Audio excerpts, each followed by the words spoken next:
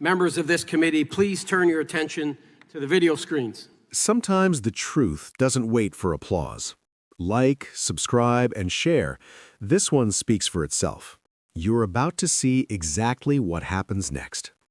Not every moment needs fireworks to land. Sometimes it's the quietest shift in the room that changes everything. And when it hits, there's no mistaking it. All Americans, not only in the states most heavily affected, but in every place in this country, are rightly disturbed by the large numbers of illegal aliens entering our country. The jobs they hold might otherwise be held by citizens or legal immigrants. The public service they use impose burdens on our taxpayers. That's why our administration has moved aggressively to secure our borders more, by hiring a record number of new border guards, by deporting twice as many criminal aliens as ever before, by cracking down on illegal hiring, by barring welfare benefits to illegal aliens. In the budget I will present to you, we will try to do more to speed the deportation of illegal aliens who are arrested for crimes, to better identify illegal aliens in the workplace as recommended by the commission headed by former Congresswoman Barbara Jordan. We are a nation of immigrants, but we are also a nation of laws. It is wrong and ultimately self-defeating for a nation of immigrants to permit the kind of abuse of our immigration laws we have seen in recent years, and we must do more to stop it.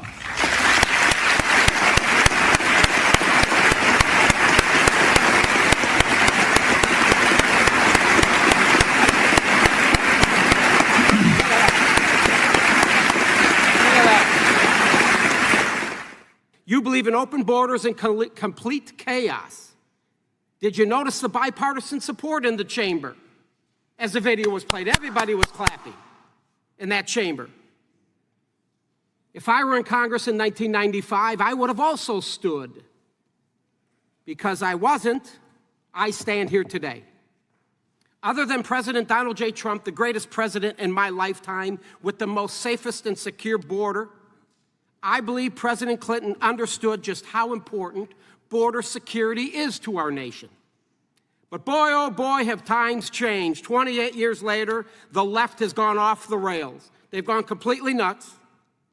They've done just the opposite of what the leader of the Democrat Party, President Clinton, stood for on border security in 1995.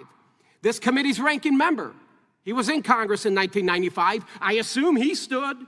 It seemed like the majority, if not all of the entire chamber, they stood. Matter of fact, Mr. Clinton delivered his speech in the third year of his first term. And he was reelected in 1996. He beat Bob Dole, won by over 8 million votes, won the Electoral College 379 to 159. He had the support of the American people, and I'm going to assume the ranking member also voted for Bill Clinton in 1996. We have two other members, Ms. Jackson and Ms. Lofgren. They were both freshmen at the time. I will assume they stood during that powerful speech as well. And do you know why they supported and voted? They voted for legislation in 1996 strengthening our immigration laws. I applaud them for that. So what's changed, folks? What's changed with the Democrat Party? I'll tell you what's changed. If you wouldn't have heard President Clinton's voice or seen his face, you would have thought Donald Trump delivered that speech.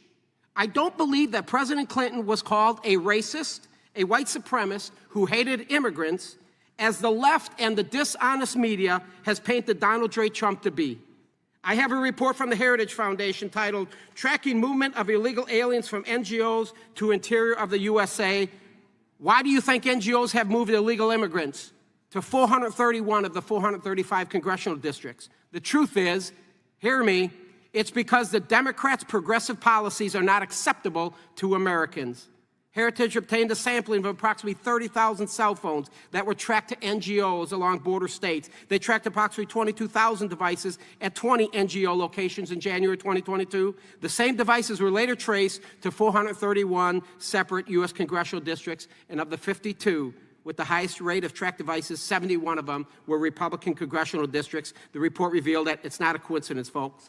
The flood of illegal immigrants means a continued rise in surplus laborers. That surplus drives down the wages of existing middle-class and lower-class job holders until they leave the job forces, and then they're forced to go on welfare with the hopes that they will become loyal supporters of the Democrats. That's what this is all gun about. violence in Chicago without talking about Indiana.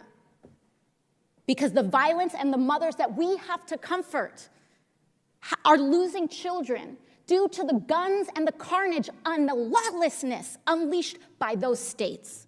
I move on. For context, the NRA spent about $250 million in 2020 alone. That's more than twice the entire salary of Congress combined.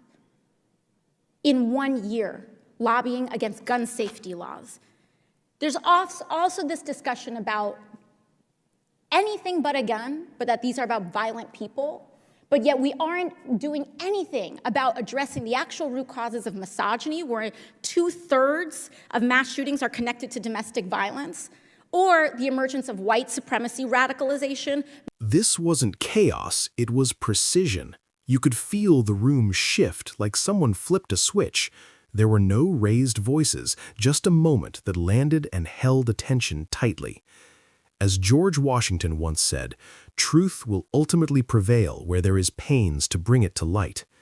In that moment, the truth didn't need to shout. It simply exposed itself, and the room reacted. You didn't see confusion, you saw the focus tighten, heads lean in, fingers tap pens, and eyes lock on what was there. Because in politics, as in life, you reveal yourself by how you react under pressure, and that pressure spoke for itself.